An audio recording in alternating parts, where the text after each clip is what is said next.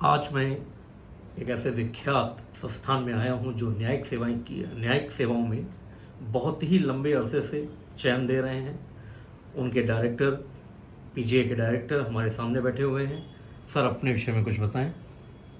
Thank you, धन्यवाद। मेरा नाम विष्णु शुक्ला और पीजीए इंस्टीट्यूट विगत 15 वर्षों से मैं यहाँ पर कानपुर में चला रहा हूँ और अब तक इस इंस्टीट्यूट ने और यहाँ के स्टूडेंट्स ने बहुत नाम रोशन किया है कानपुर का। बहुत से सिलेक्शंस यहाँ से निकल कर गए हैं। अभी हाल में ही एक राजस्थान में हमारे यहाँ से बच्चा सेलेक्ट हुआ है, आकांक्षा विश्व 4th रैंक पर सेलेक्ट हुआ है।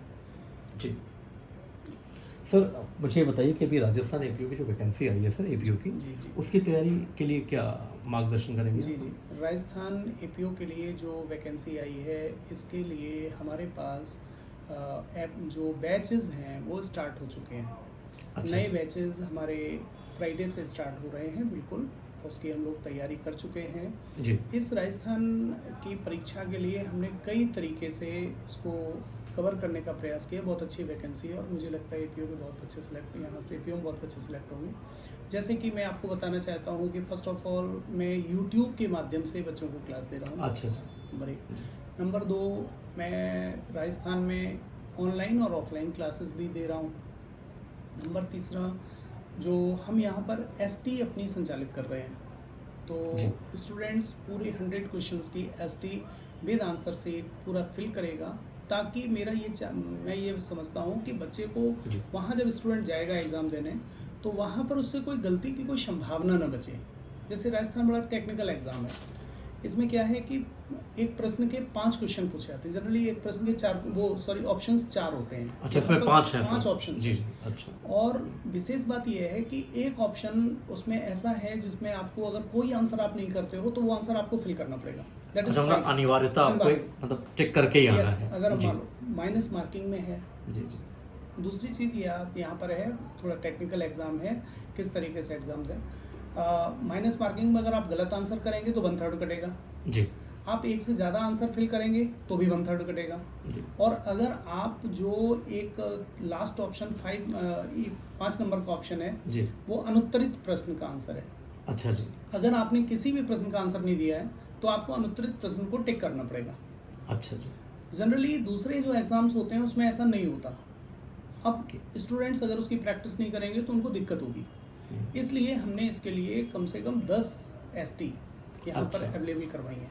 अच्छा सर, मेरा प्रश्न यह था कि जैसे मान लीजिए जो नया बच्चा है, जैसे मान लीजिए अभी पास आउट होके आया है या अपेयरिंग वाला जो बच्चा है और जो पास आउट होके आया है, अगर इस एग्ज़ाम को दे सर, राजस्थान एपीओ का एग्ज़ाम दे सर, तो उसके लिए क्या बेहतर आप बता पाएंगे कि उसका पहली बार में सिलेक्शन होता है? बहुत अच्छा प्रश्न आपने किया है और यहाँ पर मैं आपको बताना चाह रहा हूँ कि राजस्थान ने ये अपॉर्चुनिटी दी है।